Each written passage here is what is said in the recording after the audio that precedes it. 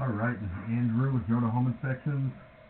We are doing a sewer scope today here in Riverton.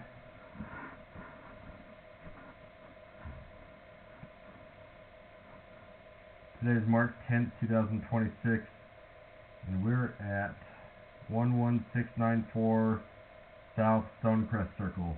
We have the camera pushed out 99 feet, so pretty average length of a sewer line. In fact, I always say that 100 feet is the average length of a line that I see, and so this one's really right there. This first connection point is called the nose on. That's where it goes from your lateral line into the main city line. Looks like a little debris. Looks like mostly cobwebs and just dry debris. Doesn't look like buildup, which honestly buildup would be worse. And they also don't look like roots. It looks like just spider webs with dry pieces of crust stuck to it. So right there, just went underwater. So that is a little bit of a belly starting to come out of it. So you have a little bit of a belly for about 5 or 6 feet. That is a little bit of a low spot where grease can settle. It can get real sticky, and then bigger piece of waste could potentially build up over time. If that gets bad enough, it can start to back up towards the house or into the house. You can see that build up on the side of the pipe, and that's from that belly most likely. When you have standing water, that grease will just settle and kind of build up there. I would consider that minor to moderate. Couple feet long, usually they don't cause an issue.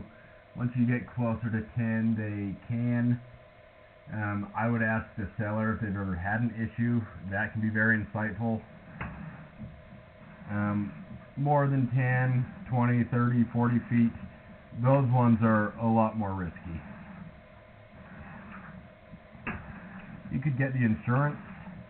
Home Serve is a really popular one in Salt Lake County, and that would help offset the cost if there's an issue in the future.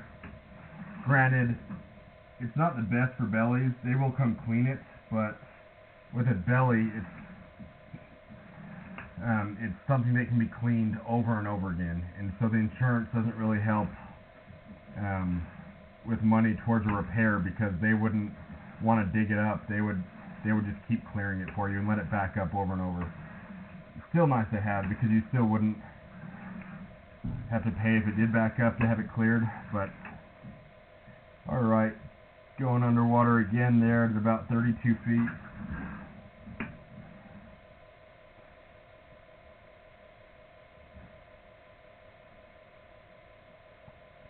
So again, not very long, but that is a little bit of a flat spot at that turn as well.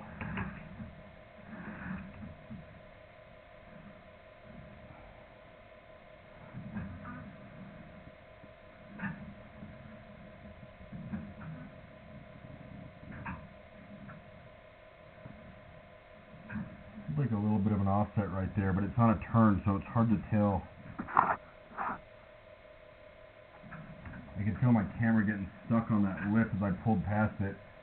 I do think that it's maybe a little bit of a shift, but it's in a way that waste is going to go over the lip and not get stuck on it. And so as long as that doesn't continue to move, I would hope it's not a concern. Another reason to get the insurance. This is ABS. This is what was used under the house and in the house. Different type of plastic.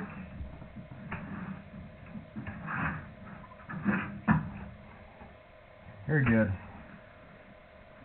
So just to recap, it's plastic going all the way out. I didn't find any roots. You have 2 spots with a little bit of standing water. Enough that I would recommend getting the insurance. You honestly didn't even have enough buildup to warrant getting it hydrojetted. Some people will hydrojet bellies every couple of years to get rid of all that gunk. That way it's less likely to get a backup, less likely for bigger pieces of waste to get stuck. I would consider these minor to moderate in length and in depth and of concern, but it's certainly not ideal, and it's something that potentially could cause an issue in the future. If you're careful on what you put down the line That can also help a lot. If you're not putting excessive amounts of grease down the line or wet wipes, that can help. I'm going to end this recording now.